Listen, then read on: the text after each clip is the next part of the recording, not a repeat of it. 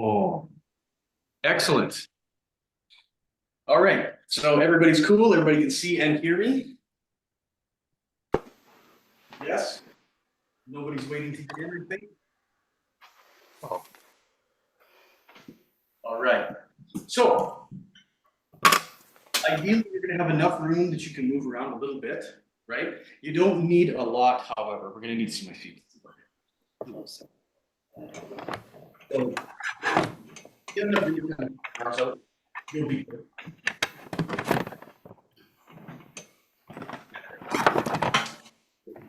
I'll get it. All right. So I'm going to start this. I know a lot of us already know each other and we train together, and people are going to be at totally different levels here.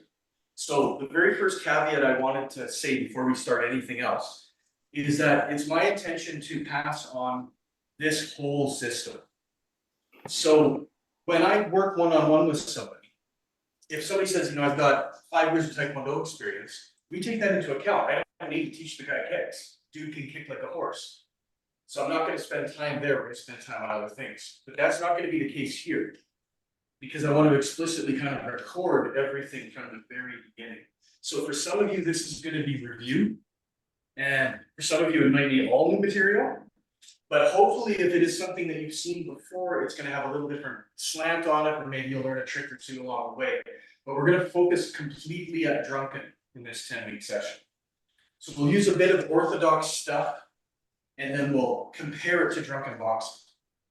So officially, welcome to our first class of our Drunken boxing project. So I'm going to yammer on a lot, but we're going to be doing exercises while I talk. So the very first one we're going to do is called Gui Shi, which means turtle breathing or tortoise breathing. There's a whole bunch of exercises that have this name. In this case, this is a longevity exercise based on moving your internal organs and doing what's called breaking the waist. So breaking the waist means if I put my hand on my belly and my hand on my heart, when a human being turns back and forth like this, these two things are sort of locked together. So the idea in this exercise, this Qigong, is that I freeze the bottom. And I'm actually going to just move my heart back and forth. So the exercise looks like this. So this is what we're practicing. But like I just said, I'm trying to only move my heart back and forth and not my belly button. So the organs in the body are sort of a big sack. And when you do this and you turn your heart and you keep your waist still, you push the organs against each other. So that actually pushes blood through them and washes them with blood. So by then doing that, you end up increasing your organ function, longevity exercise, right? Now, from a martial arts point of view, Dantian, you're going to hear that word a lot from me. When I say the word Dantian, I'm referring to your pelvis. I'm referring to from your pelvis to your rib cage, this whole piece right here. And then Tanzhong, which means the center of your chest, or the middle Dantian, is your heart. And that's your rib cage, from the bottom of your rib cage, like up to your neck. Pardon me. So what I'm doing here, terminology-wise, is I'm turning Tanzhong by itself. And it's called breaking the waist because I'm breaking up this part of my body so that it gets really flexible, pushes all those organs against each other. Now, Drunken uses this kind of movement a lot. Like a lot. So this already tells you something about the way it thinks. So originally, Drunken boxing it's always been referred to as an advanced style, right? But like the reasoning there is that if you know martial arts, then what Drunken is meant to do is to break it and make you think about your martial arts kind of in an outside of the box way. So you learn to move a little bit differently, you learn to move in extreme ways, and you learn things like where balance really lies and why the rules of martial arts exist. Because you go out and you break them on purpose. And so you see why, somebody said, keep your back straight. Because you try it without your back straight a few times to see what works and what doesn't. Okay. So let's just do a few arm circles. I'm going to just take us through a nice, easy warm up here. So if anybody has any questions, feel free to lay them on us. Otherwise, I'll just keep talking. Some of my words are getting lost. Okay, so I gotta stay close. Fair enough, thanks. All right. So warm up for the legs. So feet are like shoulder width and a half. And I bring all my weight over to one side. Open up my foot. And then I bring all my weight forward. And then I roll back, bring my foot back in, and then I do the other side. Okay. So we're gonna take there's a whole bunch of layers to all of these exercises.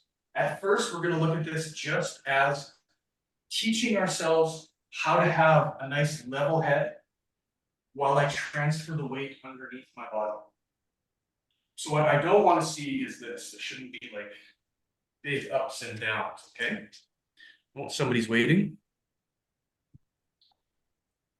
There we go. Hey, Van. So my head stays level. My hips are actually staying level, but my weight's rolling back and forth. What I'm doing is I'm opening and closing the inguinal crease joint where my hip is. This joint right here where your thigh bone meets your pelvis. And I'm trying to get this to get more active, more circulation through it. Because this is the connection where your legs and your body meet, right? And in martial arts, the legs are where power is created. It's my leg pushing the ground that's creating all of this movement in my torso. So the bottom of the dantian is actually the top of your legs. It's the bottom of your pelvis. So what we're doing is we're working on all of the muscles in the inguinal crease joint. We're trying to teach them how to work together. So that when we coordinate them for force, they're going to know what's going on. It also warms up your knees so you don't hurt. Okay. So like I said, I'm going to explicitly go from the very beginning. So in martial arts, we start with stances, some hand techniques, we mix them together essentially, and those end up becoming our applications and our forms, right? So let's just quickly run through the stances. So a horse stance, Mabu, is 50-50 weight. Feet trying to kind of point forward. Some people's point out a little, that's okay. But the knees are always pressing outward, and the top of my arch here has to be very round. Okay, so I'm creating an archway. It's just architecture. Back should be straight. Now, this is called Mabu. Okay, so let's all stand here and suffer because I don't want to suffer alone. So in the old days, this was like where students got tested. You would stand here for a long time just to get somebody to talk to you. But part of what's going on here is, as I explained, the bottom of your dantian is the bottom of your pelvis. You're strengthening this whole archway. So you're actually strengthening the thing that's going to give you internal force. Now here's the other part of it. The names of the stances. They're all ma bu, gong bu. This word bu, it doesn't actually mean stance. Okay? Everybody translates it in English as stance, the horse stance. But it actually means step. So what that means is it implies that this is not stationary. I'm about to step. I'm in the middle of stepping somewhere. I'm not just hanging out in one place, which you should be. And it should be hurting by now. It implies that I'm ready to move. Okay, so now let's try a different stance. Stand up. Bow stance. Feet together. I bring my foot back. And then I bring it over to the width of my shoulders or a little bit more. Feet pointing straight ahead. Front knee bent. 60% of the weight on the front leg. Okay, so my shin bone is straight up and down. So if anybody were to strike my knee, the power is not going to go through my knee and break it. It's actually going to drop down into the floor. Keep me solid. And then whatever hand is forward is the same as the leg. Right? Now this is gong bu. Gong bu, again, is a step, but gong means like a bow and arrow. So this is actually, I'm about to sprint. It's like I'm drawing a bow and I'm about to release the arrow and it's about to fly forward. So my body is this bow and my foot is sort of drawing the bow, if you will. And then when I release it, it means I'm gonna run. So this is the moment where you're at the starter's blocks for a sprinting competition. The guy says, on your mark, get set, and you're waiting to move forward. Question? Yes. Can you step closer to the camera and test the volume?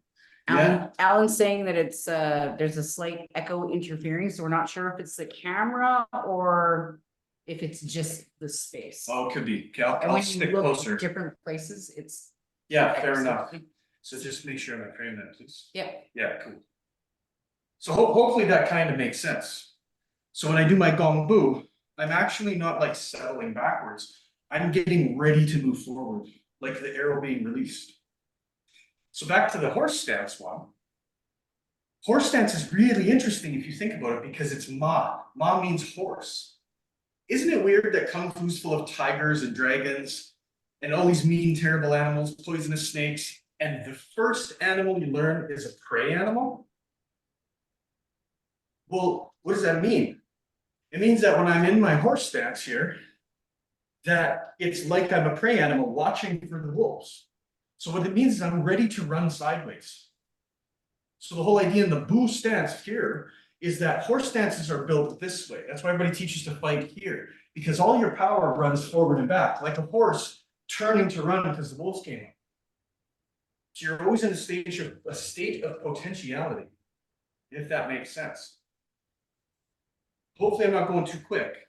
I'm going to run through them all because these are pretty basic for everyone, as far as I can tell. So, cat stance. So cat stance, 90% of my weight's my back leg, 10% on the front. Hopefully you can see that. Guards are up, same. Lead hand, lead foot. The Mao Bu, cat stance, is the feeling of about to jump forward. So it's like a cat coiling itself back and getting ready kind of into its back legs, right? And then you're about to jump. That's why people teach kicks from here, because it's a very powerful leg that you've loaded with 90% of your weight. So this is all potential movement forward, right? From a different stance than the gongbu. So you've got sideways potential with our horse, and then two different forms of this forward energy from these two. So there's two more stances that are in the Wu Bu, the 5 stances of martial arts. Next one we'll do is crane stance. Standing on one leg. Okay? So if I'm standing on one leg, I've got my groin closed, I'm not wide open, stuff like this. Same arm, same leg. But the He Bu, the crane stance, is actually the potential of jumping. So it's not a crane standing and being chill in the water. It's actually jumping into the air to fly. That's why the Karate Kid kick, right? It's the same idea, is he jumps into the air because it's the crane stance, that's that upward power. It's also why that's the stance every kick comes from. Because as soon as you lift your leg towards a crane, your whole body will push the earth to bring you upwards. And that's what you're going to throw at your foot when you throw your kick, right? So that's 4 of the 5 stances. The last one is the twisted step, xiebu. And it's kind of the least understood most of the time. So the technical part of it, let's point that down. See my feet? Yeah. Technical part, pull my pants up, is that my heel is in front of my toes. Okay? And I'm squatted down and I end up in this twisted position. So if I do it from a horse stance, I can twist into the stance. That's why it's a twisted stance, because it's one of these twisted from side to side. So this one's weird. The potential in this stance is always to turn back the other way. This is the moment where you've turned so far that you're actually coiled. And that if you just let yourself uncoil the other direction, a whole bunch of power is going to be created through momentum. So it has a couple of uses. Question? Yes. So it's your mind that activates the potential in each of these stances? Yeah, exactly. If you think about, again, I'm trying to be super like at the beginning explicit. Whenever you learn martial arts, what's happening is your teacher talks about something and demonstrates something. So you take that in, then you process it with your mind and try to make your body do it. And then me saying, there's a potential here of you moving sideways. I'm actually giving you this sort of internal training by saying, take this shape, but you have to think about it this way. Because intention is one of the most important parts of martial arts. That's the big difference between like beginner external martial arts and higher level practices. Is a beginner learns the mechanical external part of the movement, what I'm teaching you right now. The more advanced practitioner is looking at what am I supposed to be thinking while I do this. So there's a very big difference between, for instance, standing in a horse stance, if we take that, and sitting down, relaxing and being like, I'm going to be here for half an hour, or putting the potential that I'm about to run in my feet. You can see my head rise. Now, this is far less comfortable than this. I'm not standing here for half an hour, but this is the real potential of what's going on, because stances are moments in time. Because you never actually stand in a stance, throw a move to your other stance, and throw. It's always in motion. The idea with Drunken is that our stances, if we understand their true potential, which direction they're supposed to go and stuff, we can start training them to disappear. So in Drunken, I was going to do this second, but I'll do it now. There's a stepping pattern that the entire stepping system relies on. And it's these 5 stances in a row. So I'm going to just turn around, like we're in a dojo, and talk our way through it. You guys just try to follow me in the circle. So we'll practice Lotus stepping. So here I am, standing, ready to go. Now my right foot cross steps into a twisted stance towards my left. Now my left foot steps backwards. I'm in a right bow stance. I pull my right foot back. There's the cat stance. I pick it up. There's the crane. I step sideways to a horse. Now I pull this guy in. There's a cat. There's a crane. And I step forward into Gong Fu, left bow stance. Now that seemed complicated, but just watch. It's 4 steps. 1, 2, 3, 4 in a box. So if you imagine you have 4 dots on your floor, you swing your foot over and put it on the dot. Put this one on the dot behind it. Sideways. Forward. So when I was originally taught this, when I was told you did this on the plum flower posts, you'd actually have 4 or 5 posts. I'll do it from the front now. 1, 2, 3, 4. So what will end up happening is that this will start to get fairly natural for you. Now what I'm doing, right, is I'm training all of my stances. I'm training also that there's a circle here full of momentum, because my body weight's moving forward and away from an opponent here. So this actually becomes the center point of where Drunken lives. You'll see it in the forums. That in the middle of all the fighting combat, you'll walk around in a circle. Because this is the moment where people are circling each other. This is the boxer moment where guys are jumping.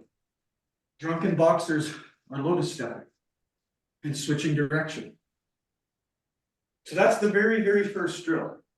And it's way too complicated unless, it sort of already makes sense that it's just those 4 steps, creating sort of a circle. Is everybody following okay? So far, so good. Okay. We're going to change gears. We'll come back to this.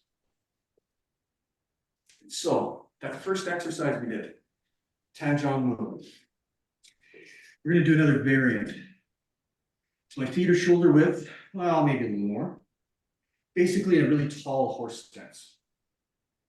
And I make the shape of hugging the tree that Qigong and other practitioners use. So in drunken boxing, this shape is called the barrel. So this is a big barrel of wine. And the barrel of wine is about half full. And what we're gonna do in this exercise is we're gonna try to wash the barrel. So we're gonna try to make all the wine swirl inside the barrel and wash the whole inside of it until it's just a big cycle. So this exercise comes in layers. The first layer is we're gonna use our feet to do it. So I take my weight, I bring it all over to my right foot, to my right heel, and then forward to my right toe, across to my left toe, back to my left heel, and then here I'm back in the center. So if I just kind of flow through this, if you watch my head's drawing a circle. But it's actually the work of my calf muscles, right? This is my feet propelling me in a circle. Now this, if we imagine our barrel of wine, then this wine, right, is starting to spin in a circle with us. So obviously we practice this in both directions. Now what we're looking for is momentum. So Drunken uses some tricks. It looks like a performance style, okay? That is absolutely true because it's deceptive enough that it's hard to learn. But a lot of the ways that it chooses to make power, for instance, is very unusual. So I'll show you the dirty trick here. I'm actually, if I turn sideways, when I do this, if you really think about it, look at where my head is. My head is not vertical. It's not above my spine. I am breaking a whole bunch of Kung Fu rules here. Because everybody's Kung Fu says, put your head between heaven and earth. Practice your martial arts here, right? Rock and roll. This is totally not the same thing. So what I'm doing is I'm taking my torso, I'm taking from about my heart up, and I'm moving it. So that if I put my arms on somebody, what I'm really doing is putting my arms and letting the weight of my upper torso and head fall into their arms, fall through me. So I'm putting a bunch of my body weight on them. So if I exaggerate this, what I'm practicing here is taking the weight of my own head, putting it on one side, and then taking the weight of my head and putting it as far out as I can over my arm so I can kind of make this arm heavier. And then I try to make that happen on the other side. And then I feel it pull back to my heel, and I'll feel myself get balanced again. So you'll feel yourself go in and out of balance over and over. So this is the beginning of what's called sloshing, right? So what Drunken is trying to do is create a momentum that is like this. In this case, it's a horizontal circle. And then it tries to never, ever stop. So in, say, like a more orthodox martial arts, Tantway, or, you know, that kind of thing, karate, taekwondo at the beginning, you'll see techniques that are very abrupt. They'll start and they'll stop. And they'll start and they'll stop, and start and they'll stop. This is just the same idea, but I'm trying to never, ever have the stop moment. So if we look at this from a martial arts point of view now, what is this? So my perfect world is that my first hand, in this case, my left hand, is a block. Somebody throws a shot at me, I block. My other hand is the haymaker from hell, because my whole body weight's sitting behind it, and I pull my weight back. So that's an easy way to look at what's going on, is I'm trying to get momentum, kind of Popeye style, to make this hook punch have an extra force because of this weird movement from the top of my body. Yeah, that's looking pretty good, guys. So make sure you train it a few both ways. I'm going only one way here.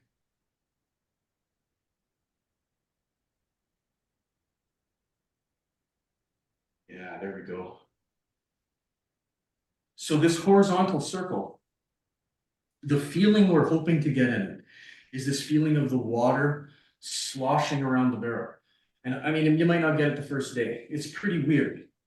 But I really will say, feel free to take this into the extremes, because you're looking for the edge of your balance. And the edge of my balance and the edge of your balance are different bodies. And that's the way kind of the rule works in Drunken, is no matter what you're doing, you'll kind of push the edge of it to see where you break purposefully. Question? Do your feet raise up any, or are they always mainly grounded? And also, is there any intention or energy directed in the pelvis anywhere? Very nice. Your feet never come off the ground in this one. They're like planted. And you'll feel the weight rolling around them like this. Right? Like I'm showing with my hands. Now, as far as what the pelvis is doing, that's the next layer of this whole thing. Right? We're working on our body in one joint at a time. So what the pelvis does, because it's not that much to add, is that the dantian, the lower dantian, my pelvis, it's going to move left and right. That's all it's going to do. So I can do wash the barrel just like that. I could just go like this. Right? This is just dantian moving left and right. It's when I add my feet in that my head goes out and creates extra momentum. So what's really happening is if I exaggerate it, you'll see that this whole thing, see how it turned, is connected. I'm not just here with my heart facing forward. My heart's turning, rolling across and coming back. And that's a result of my belly button, my dantian. Hopefully that makes sense. So what we're doing is we add another joint into the cascade of motion here. We're giving ourselves another way to add momentum. Drunken is always about finding a momentum and then adding to it constantly. Right? That's how you do things like throw people. They give you a momentum, you grab it and speed it up and they fly away. So when we're alone, all of the weird kung fu stuff in Drunken, a lot of it is actually creations of momentum and then training how to keep them from breaking. So now we have a horizontal that's doing pretty good. Everybody's actually looking pretty tasty there. Yeah. So to review, we've done the woo-boo, the 5 stances, and we've taken a look at lotus stepping. So let's just review lotus stepping one more time, okay? So kind of focus on my feet here, if you don't mind. I'm going to just talk us through it with my back to you, so you can just follow me. So here I'm cross step into a twisted stance, back step into my gong bu, bow stance. I step up, sideways, there's my horse, step up, and there's the other bow stance. So twisted step, bow step, horse, bow, twisted, bow, horse, bow. Okay, I'm gonna spin around. You can just see it from the front a little bit.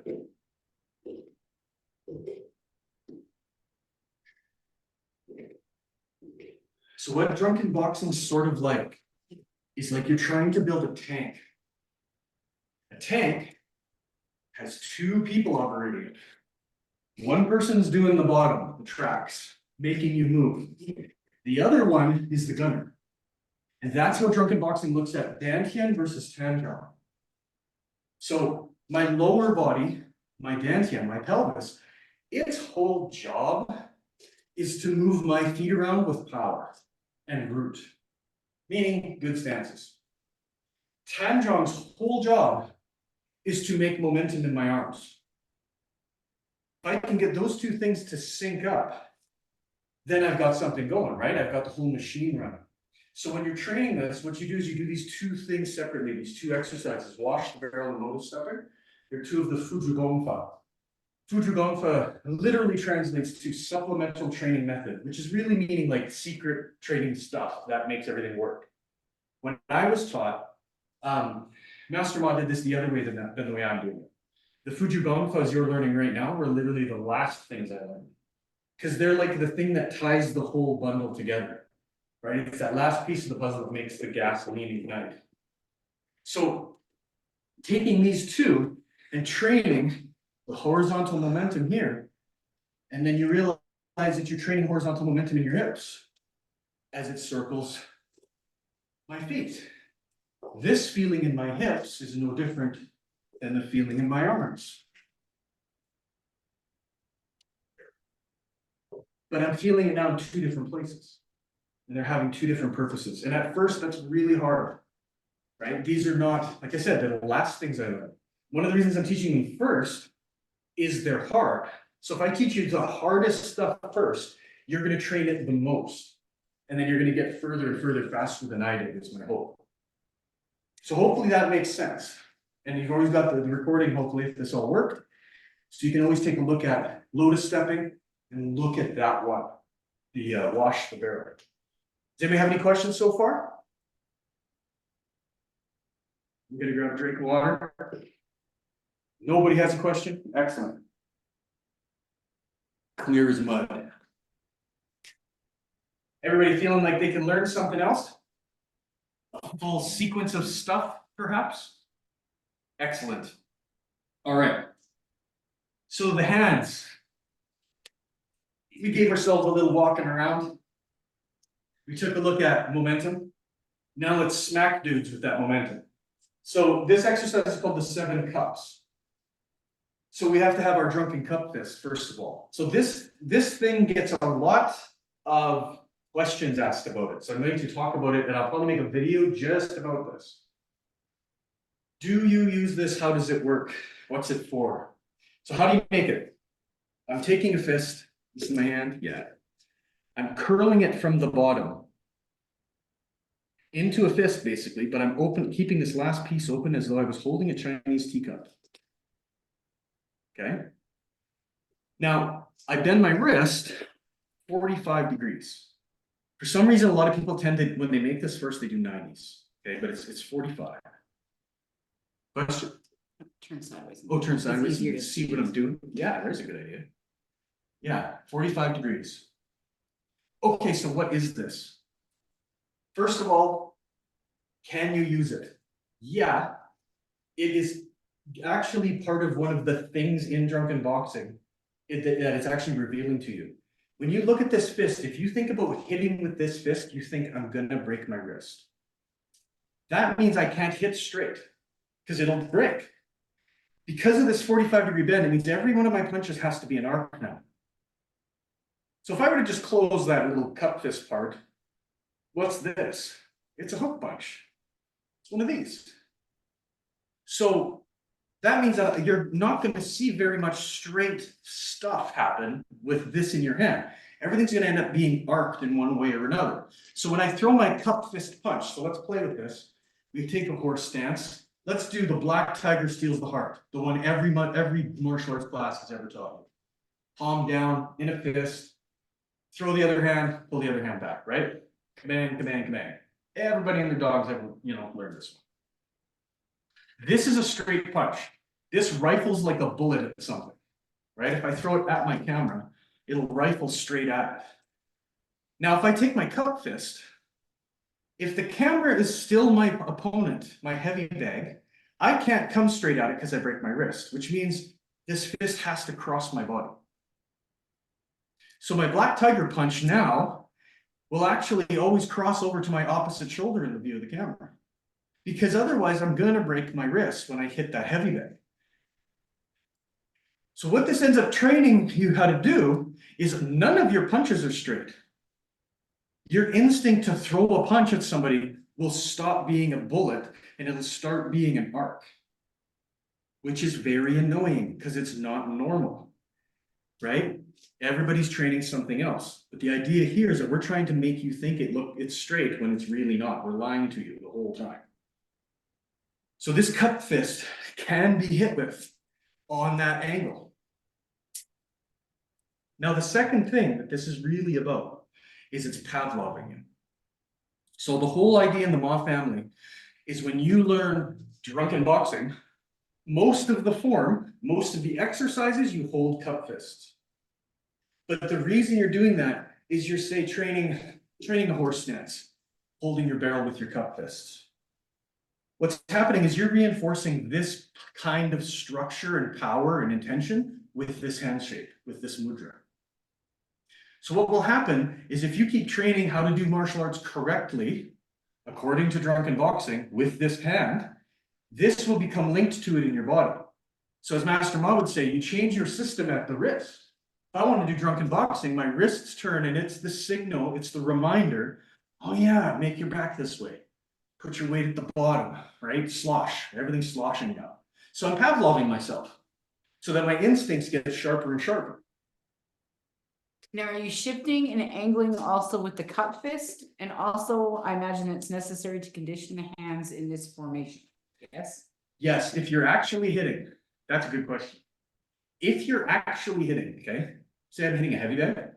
If I really want to hit with this, what I'll end up doing, you see my hand there, what I'll end up doing is as I come in, I'll push my finger out or I'll just turn it into a fist. Okay, because this action is about grabbing things. We'll talk about that another time. But when I'm actually striking, I'll just let this finger collapse so that my fists turn into this. And in truth, what I really use is I use a Phoenix eye all the time. Because all the Phoenix eye is a crushed cup fist. And it does more damage. But then that you've got a condition. It took a long time before I could punch like that. So there's one other reason this is a thing. So this counts like you're doing lotus stepping, you're in cup fists. Right? You're washing the barrel, you're in cup fists. Because you're Pavloving yourself to it. Now there's one other thing that goes on here, and that's very much considering the opponent. Right? Everything we've talked about so far is the mechanics of my body, what should my mind be doing, what's the pattern of movement. Now it's like, how does it affect him? So what does this do? So when two guys are going to fight, they get bigger. They get imaginary lat syndrome, and they look bigger, dumber monkeys than each other, right? And they get into each other's face. What does this drunken posture do? Think about it. I'm curling my wrists and looking effeminate, looking weak, and shrinking my body in the front, because drunken boxing shrinks from the front like this and opens its back, and I'm getting smaller in your view. I look like I'm afraid of you. I'm lying. I'm trying to give you an idea so you become overconfident and don't think about me too much. I want in real life, because it's real life, when I do drunken on somebody I've never met, the first thing that goes through their head is drunken kung fu. I'm gonna kill this guy. And then I've got a slight advantage because he's not taking me seriously. And that's all it is. It's just that little tiny trick. Can I get you off balance? So it's playing all of these things at the same time. I should be sending a psychological signal to someone else. I'm afraid you're tough. And to myself, remember everything you've ever practiced. So hopefully that kind of makes sense. If you want to hit with these, heavy bag is the way to go. Just put the fist into the position, close it, and start. Just start with nice easy taps. You'll get the feeling. Because there's an arc that it creates that you can hit with all the power you have. Okay. So the 7 cups. Now we have a cup. This is how to fling it around. So the 7, I'll just teach you in the pattern here, as I start with my right hand at my ear. So the first one is I hit him in the neck, chop him in the neck, just with the bottom of the cup like a hammer. And then it swings across my chest. From there, it's just going to come straight back and hit him in the neck on the other side. So my first 2 cups are just horizontal. 1, 2. Right? It's just this, practicing this thing. So I've been striking with the bottom. The third cup, okay, 1, 2, I bring my right hand back to my left shoulder and I drink it because it's a cup. And then I'm going to do a back fist in front of my body. So now I've got horizontal, horizontal, and then vertical. That's what we're training here. Okay, so let's just do them together here. So just 1, across the body, 2, back out, and then 3, I bring it back, my hand back, I drink it, and then back fist. All right. 4, we're going to come straight back up the same way. So I go back up to take a drink. And here I'm going to go across my body. So my right hand crosses to my left shoulder. And now from here, I just let it swing all the way down and hit him in the groin. Because why not? I already drank my wine anyway. I'm not spilling it. So 1 is across. 2 is across. 3, I drink and back fist. 4, I come up And I cross over to the other side, blocking something, and then into the groin. One more time. 1, 2, 3, 4. And now 5, we just carry on the same movement. So if you watch, I do my back fist, I go across, and I come through here. I just keep going. And I let it open all the way up. And then I offer a drink in front of me. So I'm just like swinging my arm here. Just like that. There we go. Yeah. That's good. All right, let's continue. Let's do one more. So 1, 2, 3 is that drink, back fist. 4, up and across the body, groin shot. And then 5, we carry it all the way around, offer a drink. Yeah. Okay, 6 is the punch, the one I talked about at the beginning, where it's just that black tiger punch, but it's crossing the body slightly. So my 6th technique after I offer is I pull it back, put it in the chamber, and then shoot it. So it snaps, I'll turn sideways for this one too. It snaps all the way out and all the way back. Okay? Actually, I'll do them all once this way, just so you can see it. So 1, 2, 3, 4 across my body. 5, offer the drink. 6, I pull it back and punch.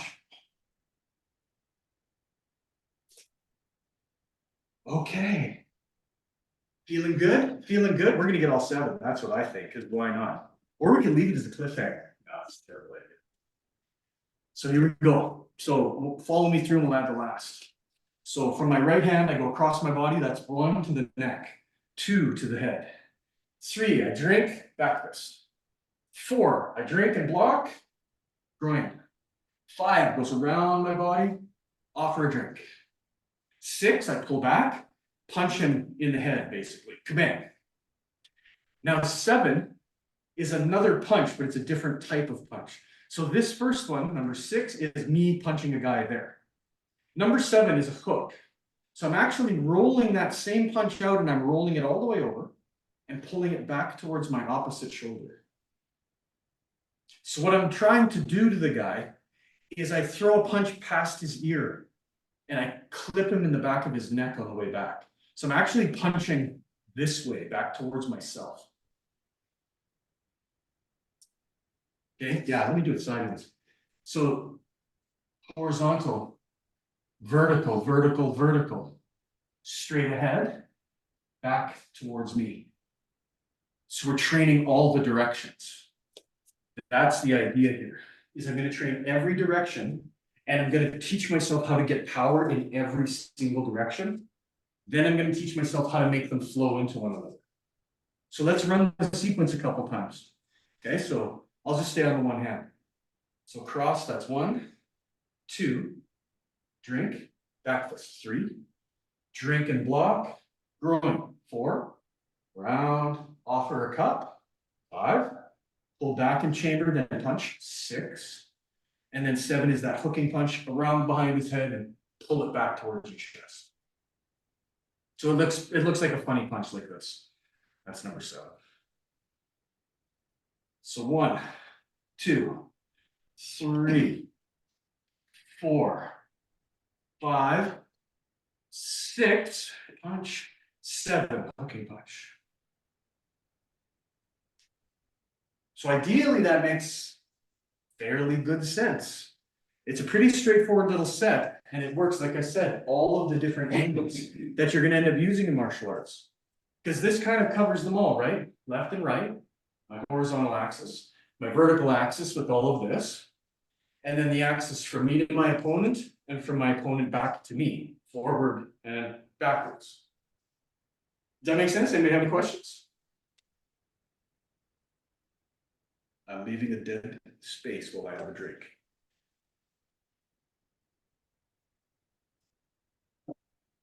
No questions. No, Brave Monk's typing. Oh, somebody's typing. Okay. Keep practicing your 7 cups. If this is already something you know and it's easy, do it with both hands. Yeah, you heard me. Do this one. You already know it. Do two hands simultaneously so they cross 1, 2, 3, 4, 5, 6, 7. And if you don't know it, don't do that. Just do How does the seventh cup flow into the first? it. Good question. 1, 2, 3, 4, 5, 6. Now watch 7. I snap it back towards my body, and I'll pull it straight back up my cheek into 1. So 7, 1. On the last teacup punch, should the arms still be slightly bent as opposed to straight? Yes. On that I didn't mention yet, and that's a good question. Your arms are never straight. The kind of rule is that no matter what technique you throw, it's going to have a bend in it in drunken. Right? You never really want to straighten your limb anyway, because if you actually straighten an elbow completely all the way out, that's how it gets dislocated. So what you end up doing is you train yourself to never fully extend it. Drunken says, look at the shape of your wrist. That means you can't actually straighten your elbow because you're basically guaranteeing you break your wrist. So it's got to stay round. So even when I punch, if I pause one of my punches, right? If I turn it, you'll see it doesn't extend all the way. That's all the way. I'll only extend to that shape where my barrel is, and then I'll pull back from there because I'm afraid of somebody grabbing my arm. And if it's all the way out, people will do bad things to it. So hopefully that makes sense. Hopefully that makes some sense. Cool. Okay, and then I'm just going to run through from 7 to 1 here. So I'm at 6, and there's 7, and here's 1. It just starts again. So in a perfect world, my drunken friends, you're going to be able to teach your other arm this. And eventually, you'll be able to stand here and talk about it while you do it. So there's a few tricks inside here, so just keep training this while I talk, okay? There's a couple of tricks. One is the conservation of momentum. Good example there is what's happening from 5 to 6, or 4 to 5, this one. That's really just one huge figure 8, right? I block my body, I drink, block, groin, and come around to offer a drink. So this is just a huge single momentum of an upwards figure 8, something you did when you were a kid with a stick, right? And we're trying to keep that momentum the whole time. So if I'm going to just do this with the momentums inside here. So you can see that the set really never stops. And that's what we're looking for in drunken is this. I don't want to have a bunch of staccatoed chopping movements for you to catch. We only use that to teach each other. That's just so that you know which punch is which and which direction it's going. But the idea is that this will flow all together until it turns into nonsense, hopefully. Because eventually it should just look like you're waving your hands around and they accidentally seem to club people. Question. Yeah, a couple of questions. Lay along. I love questions.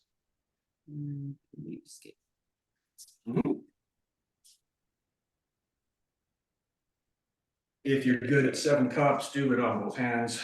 Is there anything you need to change when you're using both arms at once? Does Dantian become more about front back or up down than left right? Who is that? Both arms. Who is that? I think that was Isaac.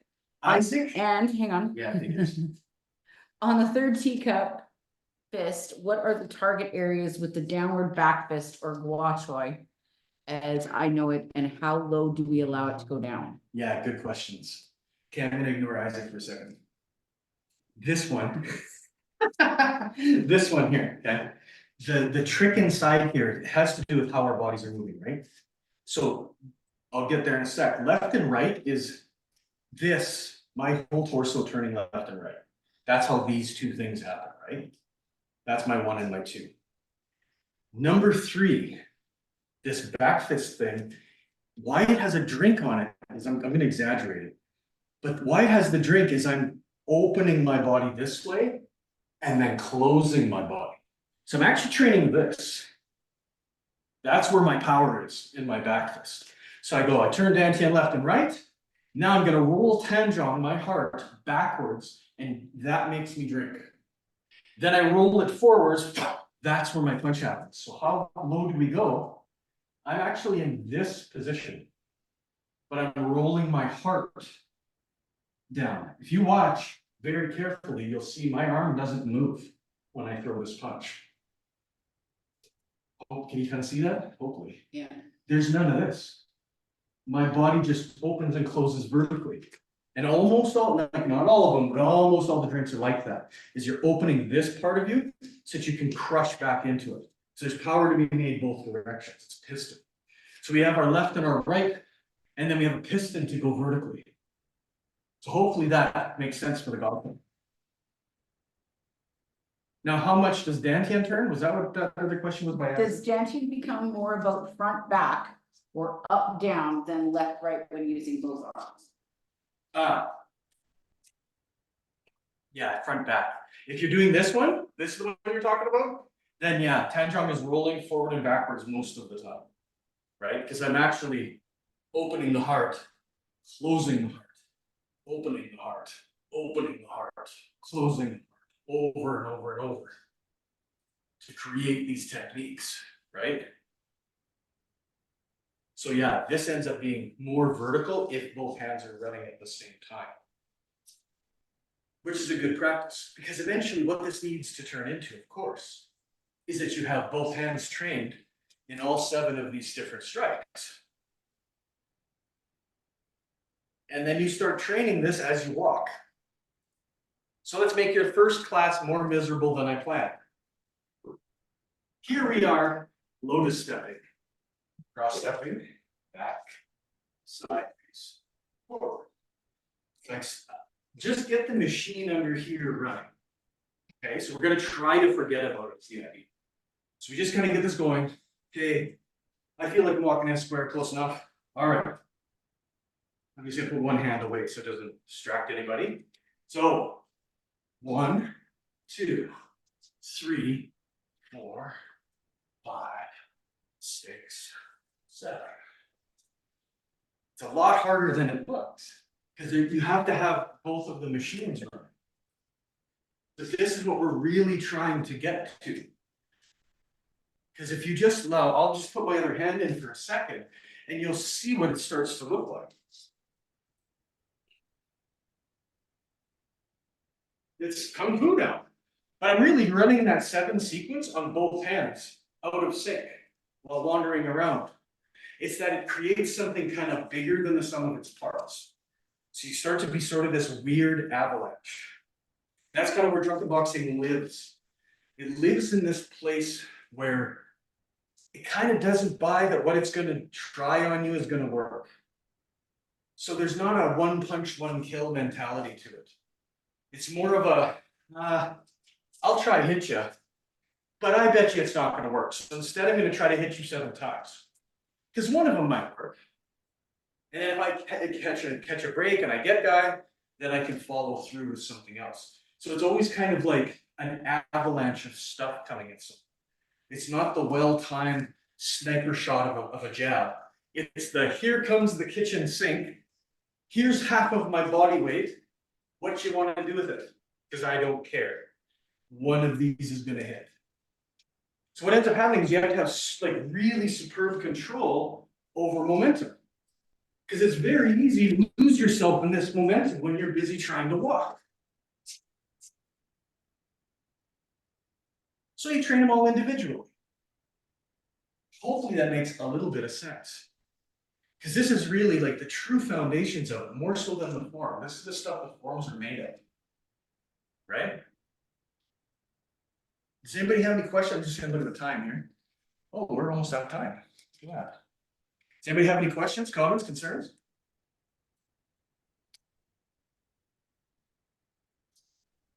Nothing? Then please be seated, relax, have a drink. I will pontificate a moment. I will answer questions now, however. Anybody's got a question, lay it on me. If not, prepare to be bamboozled by my Someone is typing. constant talking. Someone is typing. Okay. Move closer to you. Moving closer to the camera. There you go. Somebody is typing. Who's typing? Great luck. Oh, okay. Well, if anybody has a question, feel free to jump in. So a little bit of the kind of, Here we go. When training this, we should work both direction, arms and fists. Can you give more training methods we should apply? right now, what you're looking to get in a perfect world, right, is you would train lotus stepping both directions. You would train the 7 cups on both hands, and you would give it a try to do them both at the same time.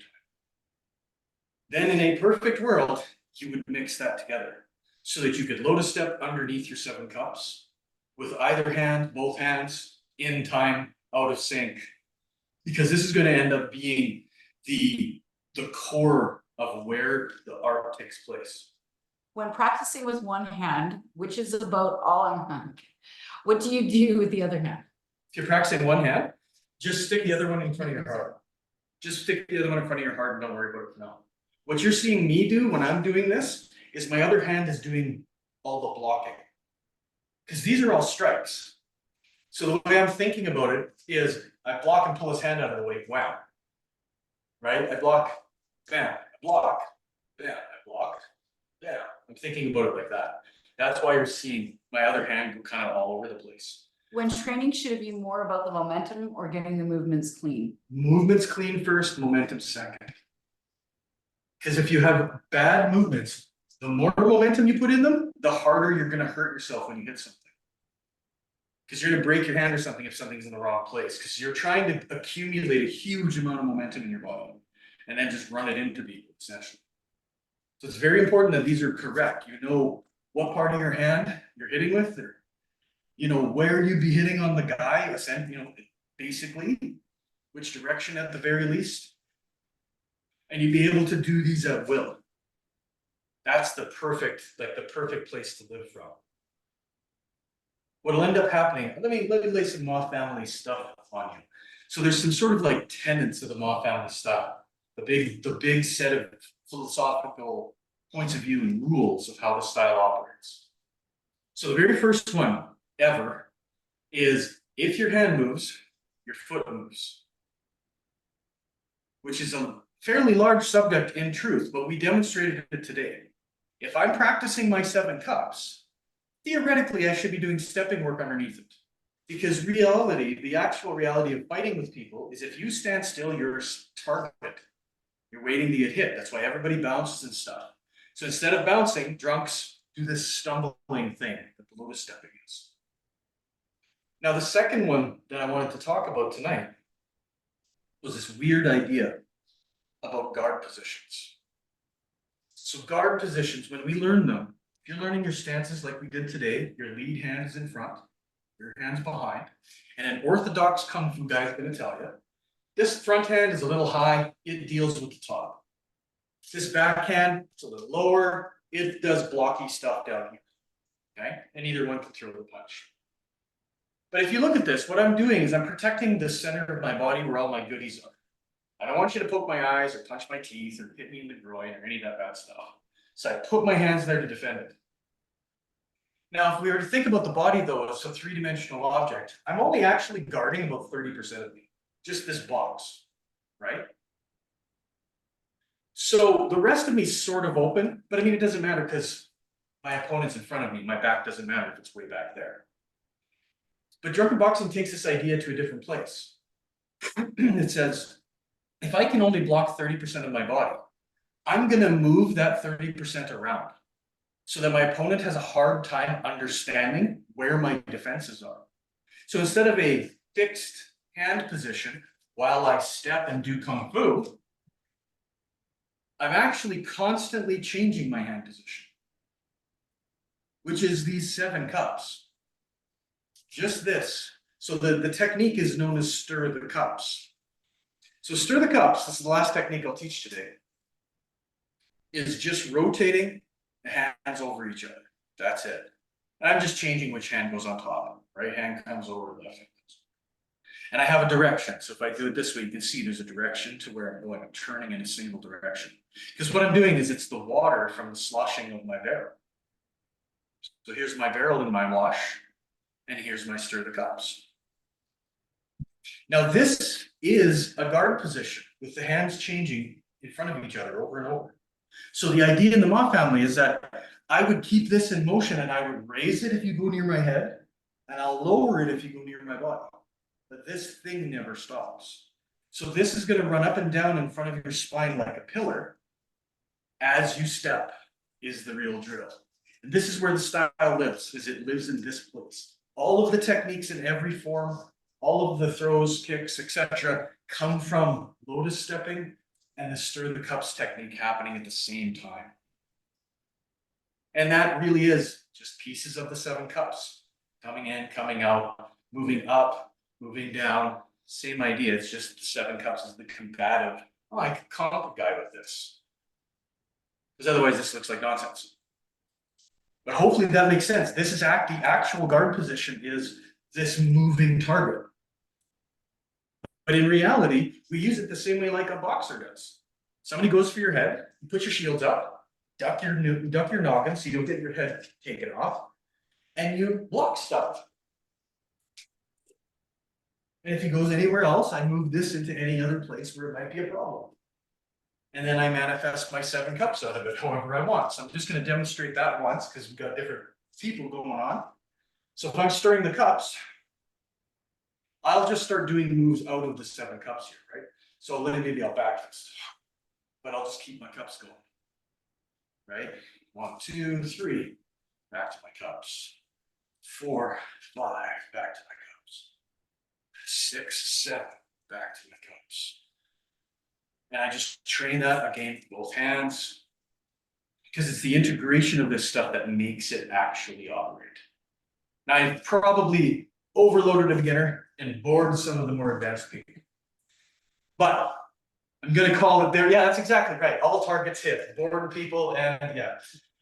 Does anybody have any questions? Hopefully that makes sense. I tried to give a kind of overview of the super, like the core of what Drunken is.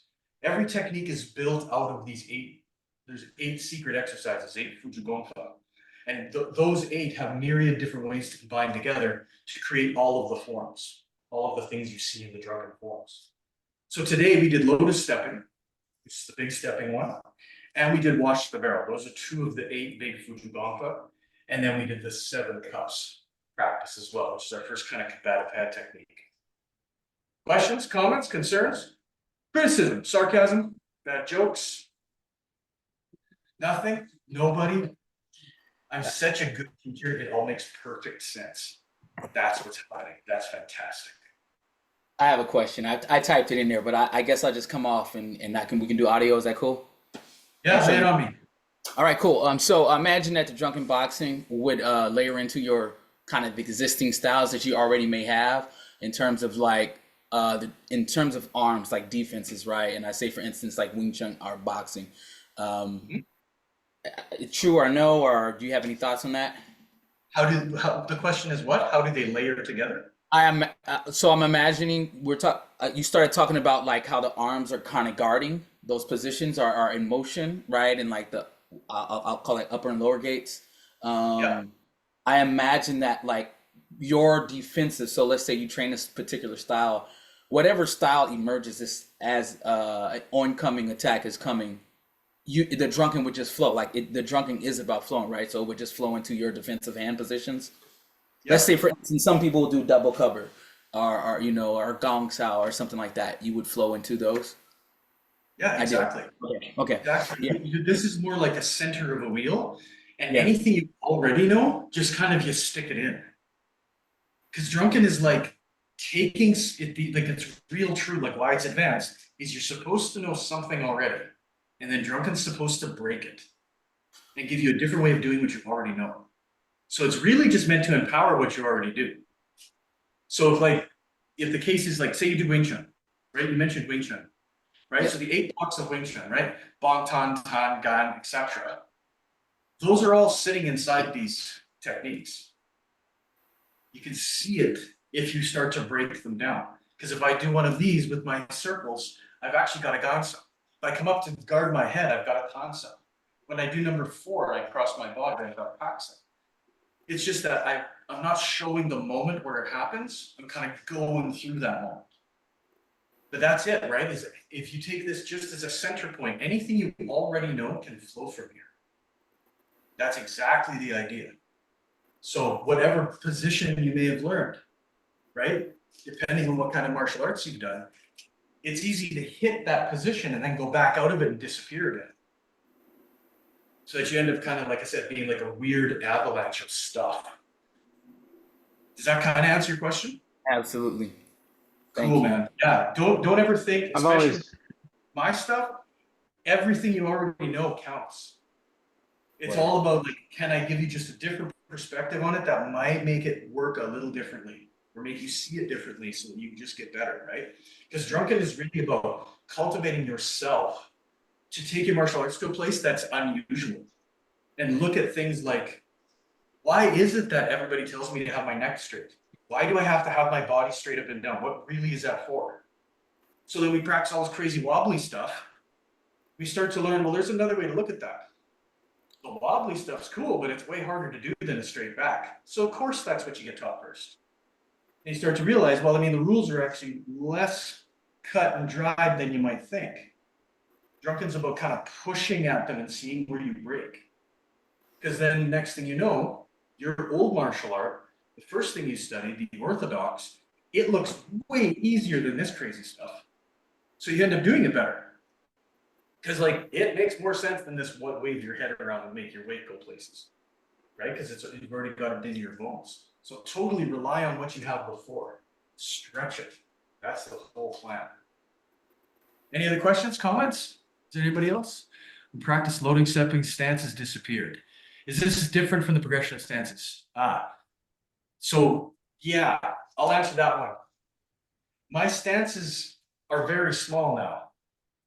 So realistically, when you're doing this at the beginning, you should be doing great, big, huge, proper bow stances, horse stances, cat stances, etc.